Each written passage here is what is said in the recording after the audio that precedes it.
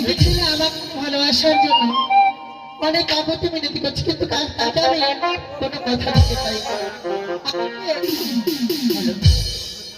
আমি তাকে আমার ফাইনাল ডিসিশন জানাবো। আমার কথা তুমি শেষ না। আচ্ছা আসো, দেখাবো তাকে মজা। হ্যালো, তাকে সিস্টেম করছে।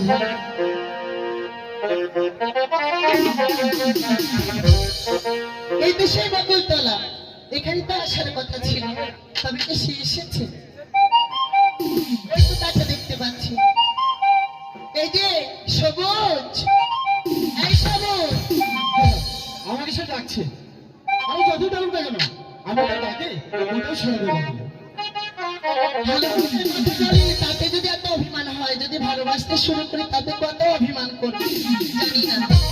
এই যে সবুজ, সবুজ, আসলে তোমার সাথে আমার কোনো কথাই নেই। কেন কথা নেই? তখন তুমি আমাকে বলেছো এই বকুল তলাতে আসতে, শেষ সকাল থেকে আমি বসে আছি, তোমার কোনো খবরই নেই। আরে তুমি তো ছেলে মানুষ, তোমার তো কোনো কাজ নেই, কিন্তু আমি তো মেয়ে মানুষ, বাড়িতে কত রকম কাজ থাকি। তাছাড়া বাবার চোখে ফাঁকি দেওয়া, মায়ের চোখে ফাঁকি দেওয়া, পাড়া পড়োশি প্রত্যেকটা চোখে ফাঁকি দিয়ে তারপর তোমার কাছে আমাকে আসতে হয়। সত্যি? হ্যাঁ সত্যি। আচ্ছা কি আর? তুমি যে বলেছিলে যে আমাকে ভালোবাসবে কিনা, সত্যি কথা বলছি কি জানো? আজ থেকে, আজ কয়েকদিন থেকে তুমি যখন আমাকে ভালোবাসার কথা বলেছো, সেদিন থেকে আমি ঘুমাতে পারিনি। সারা রাত্রি স্বপ্ন দেখেছি শুধুমাত্র তোমার।